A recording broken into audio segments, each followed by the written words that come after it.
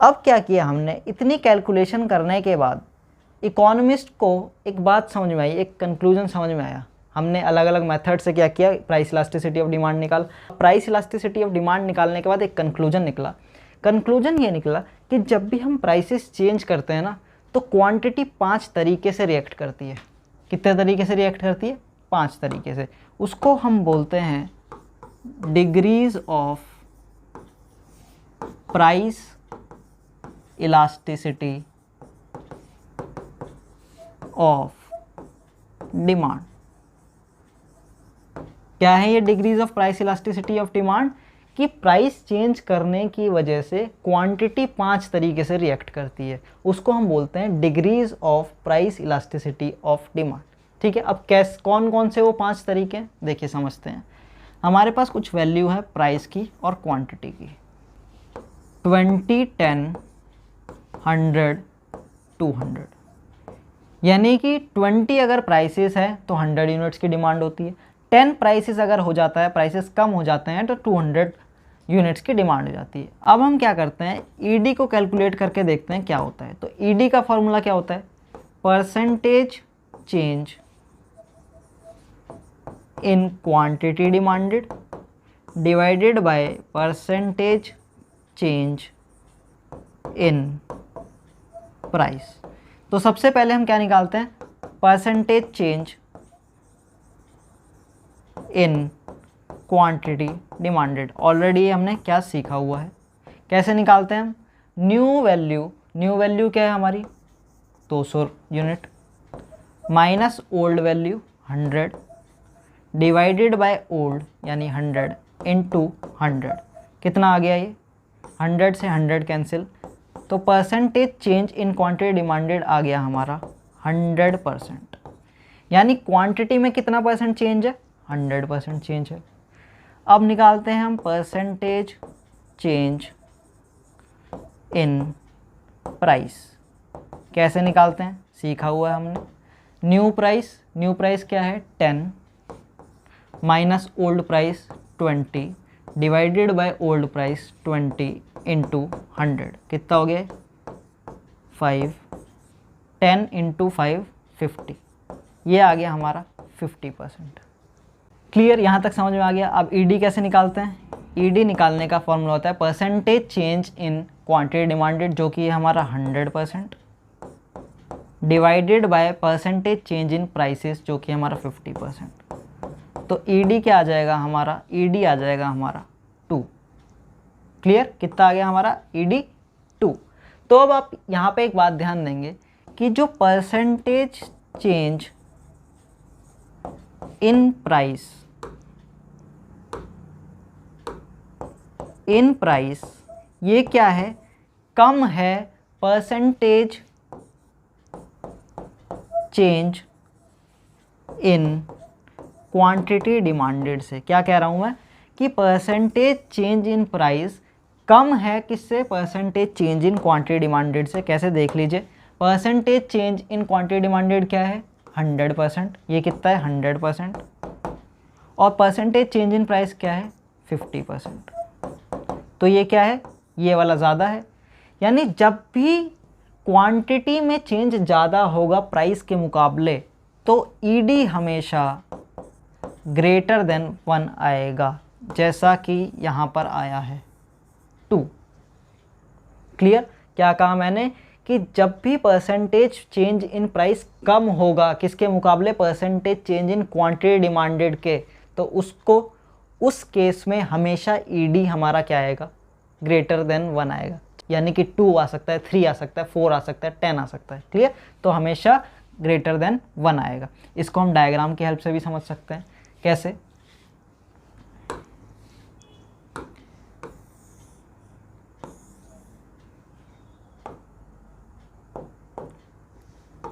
यहाँ पे हमने प्राइसेस रखे, यहाँ पे हमने क्वांटिटी डिमांडेड रखी। और अगर प्राइसेस, क्या बोला मैंने, अगर प्राइसेस कितने हैं, 20 हैं, तो क्वांटिटी 100 है। अगर प्राइसेस 20 हैं तो क्वांटिटी 100 है। और अगर प्राइसेस 10 हैं तो क्वांटिटी 200 है। अब इसको ज्वाइन कर दीजिए। अगर प्राइसेस 20 है तो क्वांटिटी 100 है, अगर प्राइसेस 10 है तो क्वांटिटी 200। अब यहाँ पे आपको क्लियरली विजिबल होगा कि ये जो चेंज है परसेंटेज चेंज इन प्राइस, ये कम है किसके मुकाबले, percentage change in quantity demanded. ये वाला ज़्यादा पार्ट है, ये वाला चेंज कम है। तो जब भी क्या होगा कि क्वांटिटी में ज़्यादा चेंज आएगा किसके मुकाबले, प्राइस के मुकाबले, तो हमारा जो डिमांड कर्व बनेगा वो किस तरीके से बनेगा, इस तरीके से बनेगा। ये क्या है हमारा डिमांड कर्व। इस पॉइंट को और इस पॉइंट को जब हम ज्वाइन कर देंगे, क्लियर। इसको हम बोलते हैं हाईली इलास्टिक डिमांड। क्या है ये, हाईली इलास्टिक डिमांड है, यानी कि प्राइस के थोड़ा सा चेंज करने पे क्वांटिटी बहुत ज़्यादा चेंज हो गई है, इसलिए हाईली इलास्टिक है। जो डिमांड है ना वो हाईली इलास्टिक है, मतलब डिमांड बहुत ज़्यादा चेंज हो रही है प्राइस के मुकाबले। क्लियर, ये बात समझ में आ गई। तो जब भी हाईली इलास्टिक डिमांड की बात होगी तो ईडी हमेशा क्या आएगा, ग्रेटर देन 1। सेकेंड केस देखते हैं। सेकेंड केस में प्राइस और क्वांटिटी गिवन है, क्या क्या, 20, 10, 100, 120। यानी जब प्राइसेस 20 होते हैं तो क्वांटिटी डिमांडेड 100 होती है, और जब प्राइसेस 10 होते हैं तो क्वांटिटी डिमांडेड 120 होती है। ईडी कैसे निकालते हैं, ईडीपी निकालने का फॉर्मूला होता है percentage change in quantity demanded divided by percentage change in price. तो सबसे पहले क्या निकालते हैं हम, percentage change in quantity demanded. कैसे निकालते हैं, न्यू वैल्यू यानी 120 माइनस ओल्ड वैल्यू यानी कि 100 divided by old value into 100। क्या आ जाएगा ये आ जाएगा 20%। यानी percentage change in quantity demanded कितना है, 20%। इसी तरीके से हम क्या निकाल सकते हैं, परसेंटेज चेंज इन प्राइस। कैसे निकालेंगे, न्यू प्राइस यानी कि 10 minus old divided by old price into 100। कितना आ जाएगा ये, 15, 10 इंटू 5, 50%। ठीक है, तो परसेंटेज चेंज इन प्राइस क्या आ गया है, 50%।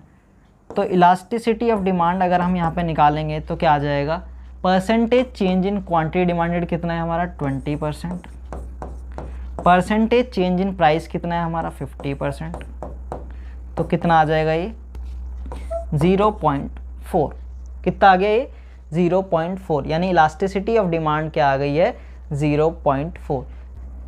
यानी अगर यहाँ पे आप ऑब्जर्व करें तो परसेंटेज चेंज इन प्राइस इस बार क्या है, ज़्यादा है किससे, percentage change in quantity demanded. कैसे, यहाँ पे अगर हम परसेंटेज चेंज इन प्राइस देखें तो क्या है, 50%, और percentage change in quantity demanded कितना है, 20%। ठीक है, तो 50% 20% से ज़्यादा है। तो जब भी परसेंटेज चेंज इन प्राइस ज़्यादा होगा किसके मुकाबले, percentage change in quantity demanded के मुकाबले, तो हमेशा हमारा ईडी क्या होगा, लेस देन 1 होगा। जैसा कि आपको यहाँ पे देखने को मिला, 0.4 आया, 1 से कम है। क्या बोला मैंने कि जब भी प्राइसेस में जो चेंज हुए हैं वो ज़्यादा हों किसके मुकाबले, क्वांटिटी डिमांडेड के चेंज के मुकाबले। इसको हम डायग्राम की हेल्प से भी समझ सकते हैं। कैसे,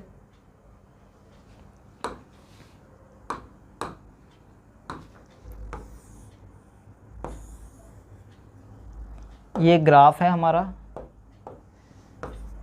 प्राइस और ये है क्वांटिटी। अगर प्राइस हमारे कितने हैं, 20, अगर प्राइसेस हमारे 20 हैं तो क्वांटिटी डिमांडेड होती है हमारी 100। तो क्वांटिटी डिमांडेड होती है हमारी 100। और अगर प्राइसेस हमारे 10 हो जाते हैं गिरकर तो क्वांटिटी डिमांडेड हो जाती है हमारी 120। क्लियर, कहाँ से लिखा है मैंने, इस क्वेश्चन से लिखा है।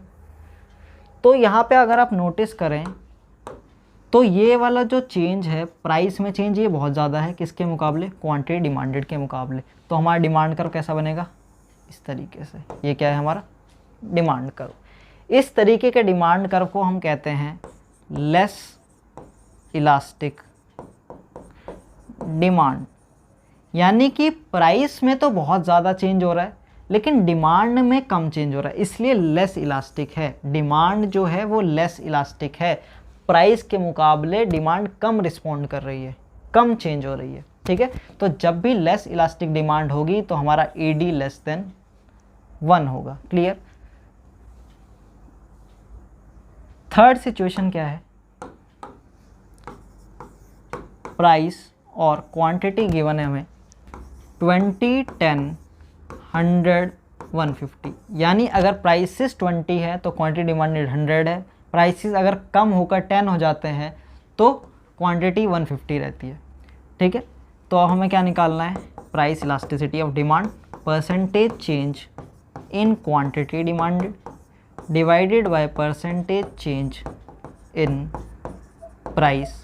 सबसे पहले क्या निकाल लेते हैं हम, percentage change in quantity demanded. कैसे निकालते हैं, नई वाली value minus old value divided by old value into 100, तो ये कितना आ जाएगा 50%। इसी तरीके से हम क्या निकाल लेंगे, परसेंटेज चेंज इन प्राइस, तो new value minus old value divided by old value into 100, तो ये कितना आ जाएगा 5 और ये हो गया 50%। अब यहाँ पे आप ED निकालेंगे तो क्या आ जाएगा, percentage change in quantity demanded कितना है 50%, ये रहा। परसेंटेज चेंज इन प्राइस कितना है 50%, तो ED क्या आ जाएगा 1। ED क्या आ गया हमारा 1, यानी कि जब भी percentage change in price is equal to percentage change in quantity demanded, तो हमेशा हमारा ED क्या होगा, इज इक्वल टू 1। यानी जब भी प्राइसेस में चेंज और क्वांटिटी में चेंज बराबर का हो, परसेंटेज चेंज बराबर का हो, तो हमारा ED हमेशा क्या आएगा 1 आएगा। जैसे कि हमने यहाँ पे देखा 50% यहाँ पे भी चेंज है, 50% यहाँ पे भी चेंज है। इसी को हम ग्राफ की हेल्प से भी समझ सकते हैं।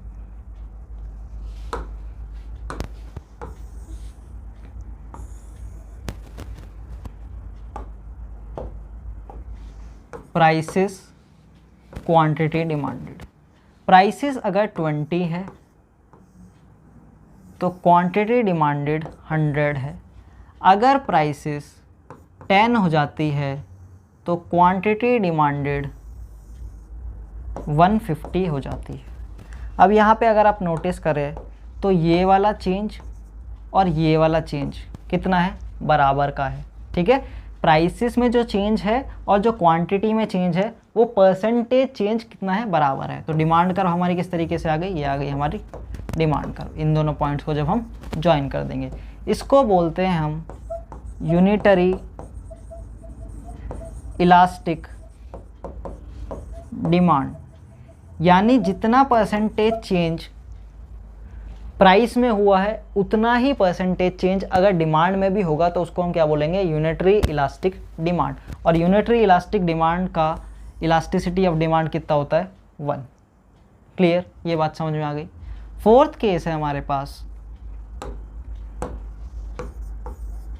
प्राइस और क्वांटिटी गिवन है हमें 20, 10, 100, 100, यानी कि जब प्राइसेस 20 है तो क्वांटिटी डिमांडेड 100 है, और जैसे ही प्राइसेस कम होकर 10 हो जाते हैं तब भी क्वांटिटी हमारी कितनी है, 100 ही है। तो मतलब आप प्राइसेस कुछ भी रख रहे हैं तो क्वांटिटी हमेशा सेम ही रहती है।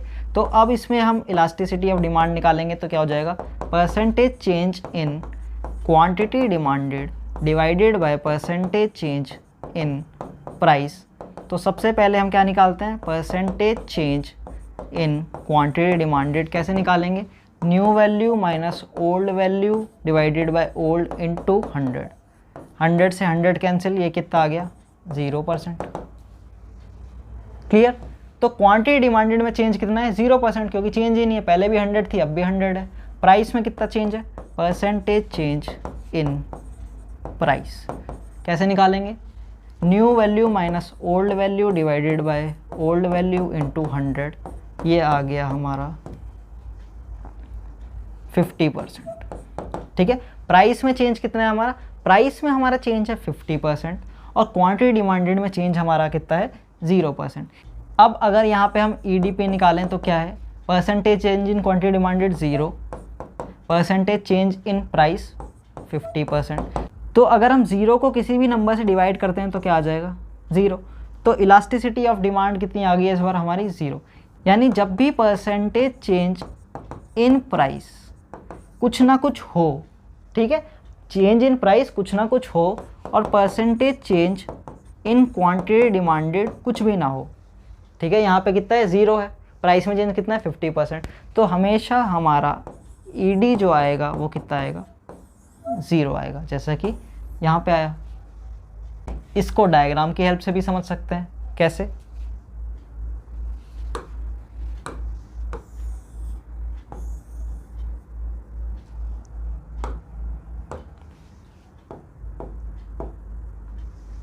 ये प्राइसेस हैं, ये क्वांटिटी है। क्या बोला मैंने कि अगर 20 रुपीज़ है तो क्वांटिटी डिमांडेड है हमारी 100, और अगर 10 रुपीज़ हो जाते हैं तब भी हमारी क्वांटिटी डिमांडेड क्या है 100। तो अब डिमांड कर्व कैसा दिखता है हमारा, डिमांड कर्व दिखता है हमारा इस तरीके से। ये क्या है हमारा वर्टिकल डिमांड कर्व, ये हमारा डिमांड कर्व किस तरीके से दिखता है, वर्टिकल है, वर्टिकल, क्लियर। इसको हम कहते हैं परफेक्टली इनइलास्टिक डिमांड। यानी डिमांड कैसी है, परफेक्टली इनइलास्टिक। आप प्राइस कुछ भी चेंज करते रहो, डिमांड क्या है इनइलास्टिक, डिमांड चेंज ही नहीं होगी, इनइलास्टिक है परफेक्टली। तो इसलिए जब भी हमसे पूछा जाए कि हमारा डिमांड कर्व वर्टिकल कब होता है, तो वो किसके केस में होता है, परफेक्टली इनइलास्टिक डिमांड के केस में होता है। और परफेक्टली इनइलास्टिक के केस में ED हमारा क्या होता है 0 होता है। 5th पॉइंट है हमारा, अगर प्राइसेस और क्वांटिटी गिवन है, प्राइसेस अगर 20 है तो क्वांटिटी 100 है, प्राइसेस अगर 20 है तो क्वांटिटी 200 है, प्राइसेस अगर 20 है तो क्वांटिटी 300 है। यानी कि क्वांटिटी तो चेंज होती रहती है लेकिन प्राइसेस सेम रहता है, ठीक है, ये सिचुएशन भी हो सकती है। तो ED कैसे निकालेंगे, ED निकालने का formula percentage change in quantity demanded divided by percentage change in price. कैसे निकालते हैं, percentage change in quantity demanded निकालते हैं सबसे पहले, न्यू वैल्यू, अगर हम इन दोनों का देखें सिर्फ केस, तो new value minus old value divided by old into 100, 100 से 100 कैंसिल, तो ये कितना आ जाएगा 100%, ठीक है। तो क्वांटिटी डिमांडेड में चेंज कितना आया है 100%। Percentage change in price, price में परसेंटेज चेंज देखना है तो क्या होता है, new value minus old value divided by old value into 100, कितना हो जाएगा ये 0 से किसी से भी मल्टीप्लाई करेंगे तो क्या आ जाएगा 0%। तो प्राइसेस में जो चेंज आया है वो कितना है 0%, यानी हमेशा प्राइसेस क्या रहा है कांस्टेंट रहा है, लेकिन क्वांटिटी चेंज हुई है। तो क्वांटिटी कितनी चेंज हुई है 100%। तो ED निकालेंगे, percentage change in quantity demanded 100%, percentage change in price 0%। कभी भी किसी भी नंबर को अगर हम 0 से डिवाइड करते हैं तो हमारा क्या आता है इन्फिनिटी। यानी कि जब भी परसेंटेज चेंज इन प्राइस कुछ भी ना हो, प्राइस में चेंज कुछ भी ना हो, और percentage change in quantity demanded कुछ ना कुछ हो, जैसे यहाँ पे 100% percentage change in quantity demanded है लेकिन प्राइस में 0% चेंज, तो ED क्या आएगा हमेशा, ED आएगा हमारा इन्फिनिटी, जैसा हमारा यहाँ पे आया। क्लियर, इसको ग्राफ की हेल्प से भी देख सकते हैं।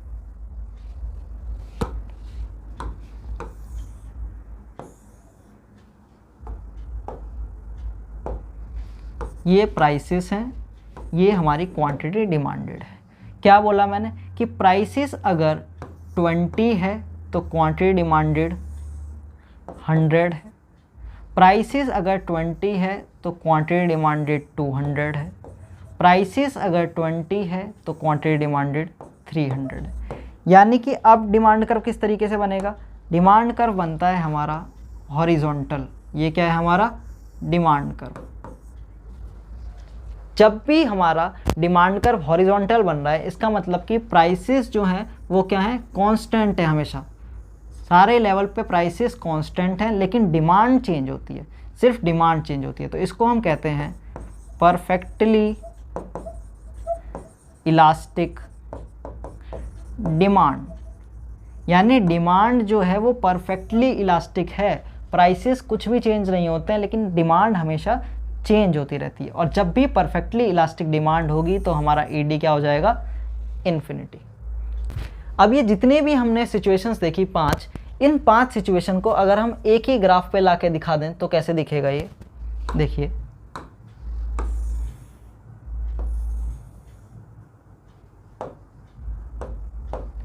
ये ग्राफ है, यहाँ पे मैंने प्राइसेस रखे हैं, यहाँ पर मैंने क्वांटिटी डिमांडेड रखी है। अब इस पर मैं क्या करूँगा, इस पर मैं डिमांड कर्व ड्रॉ करूँगा, अलग अलग सिचुएशंस के डिमांड कर्व ड्रॉ करूँगा। ठीक है, सबसे पहले क्या देखा हमने, एक एक्सट्रीम सिचुएशन देखी हमने कि जब डिमांड कर्व हमारा हॉरिजॉन्टल हो जाता है। डिमांड कर्व हमारा क्या हो जाता है, हॉरिजॉन्टल हो जाता है। अभी हमने ये सिचुएशन देखी, देखिए यहाँ पे क्या हो रहा है, डिमांड कर्व हमारा हॉरिजॉन्टल हो गया। तो डिमांड कर्व जब हमारा हॉरिजॉन्टल हो जाता है इसका क्या मतलब होता है, ये होता है परफेक्टली इलास्टिक डिमांड का केस। यानी यहाँ पर ईडी क्या हो जाता है हमारा, ईडी हो जाता है हमारा इन्फिनिटी। यानी सिर्फ डिमांड में चेंज होता है, प्राइस में कोई चेंज नहीं होता है। इसको हम परफेक्टली इलास्टिक डिमांड भी कहते हैं। उसके बाद नेक्स्ट केस है हमारा एक्सट्रीम केस, वो है जब हमारा डिमांड कर्व वर्टिकल हो जाए। ठीक है, तो इसमें क्या के इसको क्या कहते हैं हम, इसको हम कहते थे ईडी इज़ इक्वल टू 0। यानी प्राइसेस में चेंज हो रहा है लेकिन क्वांटिटी डिमांडेड में कोई चेंज नहीं हो रहा है। उसके बाद तीसरी सिचुएशन थी हमारी ED is equal to 1। ED is equal to 1 यानी कि जितना चेंज परसेंटेज चेंज प्राइस में होता है उतना ही परसेंटेज चेंज क्वांटिटी डिमांडेड में भी होता है। तो इसको क्या बोलते थे हम, यूनिटरी इलास्टिक डिमांड। उसके बाद फोर्थ केस था हमारे पास ईडी लेस देन 1। क्या था हमारे पास, ED less than 1। ED less than 1 क्या होता था, लेस इलास्टिक डिमांड। यानी प्राइसेस में जो चेंज है वो ज़्यादा है किसके मुकाबले, डिमांड के मुकाबले, चेंज इन डिमांड के मुकाबले। फिफ्थ सिचुएशन थी हमारी ईडी ग्रेटर देन 1।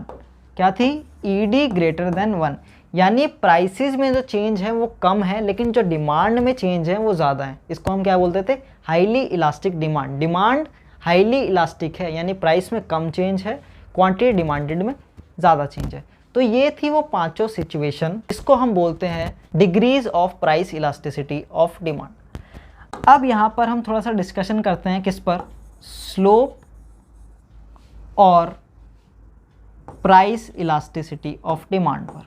ठीक है, कुछ लोग यहाँ पर कंफ्यूज हो जाते हैं, कुछ लोग बोलते हैं कि स्लोप और price elasticity of demand same चीज़ है, लेकिन दोनों अलग अलग चीज़ें। कैसे, स्लोप का फॉर्मूला क्या होता है, delta Q by delta P. यानी प्राइसेस में चेंज होने की वजह से कितना चेंज आया है क्वांटिटी में।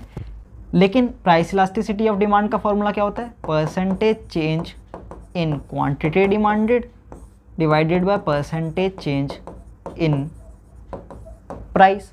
यानी जब हम स्लोप की बात करते हैं तो हम एब्सोल्यूट वैल्यूज़ की बात करते हैं कि प्राइसेस में इतने यूनिट्स का चेंज हुआ है तो क्वांटिटी में इतने यूनिट्स का चेंज होगा उसकी वजह से। लेकिन जब हम इलास्टिसिटी ऑफ डिमांड की बात करते हैं तब हम परसेंटेज चेंज की बात कर रहे होते हैं कि अगर प्राइसेस में इतना परसेंटेज का चेंज है तो क्वांटिटी डिमांडेड में इतना % का चेंज है। क्लियर, ये बात समझ में आ गई। अब स्लोप और इलास्टिसिटी ऑफ डिमांड में कैसा रिलेशन है, देखिए यहाँ पे आप देखेंगे ये जो वर्टिकल लाइन है, इस वर्टिकल लाइन में ईडी क्या है हमारा, 0 है। लेकिन जब हम स्लोप की बात करते हैं और स्लोप में अगर आप वर्टिकल लाइन देखें तो इस पर अगर हम बॉल डालेंगे तो ये एकदम से नीचे गिर जाएगी। तो स्लोप इसमें मैक्सिमम है यानी कि इन्फिनिटी है। तो अगर यहाँ पे ईडी 0 है लेकिन स्लोप क्या है, इन्फिनिटी। अब अगर आप हॉरिजॉन्टल डिमांड कर्व देखें तो यहाँ पे क्या हो रहा है, हॉरिजॉन्टल डिमांड कर्व में ईडी तो इन्फिनिटी है लेकिन अगर आप यहाँ पे बॉल रखेंगे तो क्या होगा, बॉल तो यहीं रहेगी, तो यानी कि यहाँ पर स्लोप जो है वो क्या है, 0। ठीक है, तो जब हम हॉरिजॉन्टल डिमांड कर्व की बात करते हैं तो उसका स्लोप 0 है, लेकिन ईडी क्या है, इन्फिनिटी। क्लियर। तो हमें एक बात समझ में आ गई कि ईडी और स्लोप का जो रिलेशन है ना वो उल्टा है। कैसे उल्टा है, कि जैसे जैसे ईडी इंक्रीज हो रहा है, देखिए यहाँ पे ईडी कैसे इंक्रीज हो रहा है, ईडी पहले 0 था इस पे, फिर ईडी लेस देन 1 हुआ, फिर इक्वल टू 1 हुआ, फिर ग्रेटर देन 1 हुआ, फिर इन्फिनिटी हो गया। तो जैसे जैसे ईडी इंक्रीज हो रहा है वैसे वैसे स्लोप डिक्रीज हो रहा है। ठीक है, सबसे ज़्यादा स्लोप यहाँ पे, फिर स्लोप कम हो गया, फिर इससे कम हो गया स्लोप, फिर इससे कम हो गया। जितनी ज़्यादा फ्लैट लाइन उतना कम स्लोप। तो यहाँ पे सबसे फ्लैट क्या है, ये वाली, उससे कम फ्लैट क्या है, ये। तो इसका और इसमें अगर आप डिफरेंस देखेंगे तो इसमें और इसमें आप कंपैरिजन करें तो स्लोप किसका ज़्यादा है, इसका ज़्यादा है, क्योंकि ये इसके मुकाबले कम फ्लैट है। तो जो ज़्यादा स्टीप है, जो ज़्यादा खड़ी है, उसका ज़्यादा स्लोप है, और जो ज़्यादा फ्लैट है उसका स्लोप कम है। तो जैसे जैसे ईडी इंक्रीज़ होता है वैसे वैसे हमारा स्लोप जो है वो कम होता है, वो डिक्रीज़ हो रहा है यहाँ पे। क्लियर। तो समझ में आ गया, ईडी और स्लोप में रिलेशन समझ में आ गया हमें।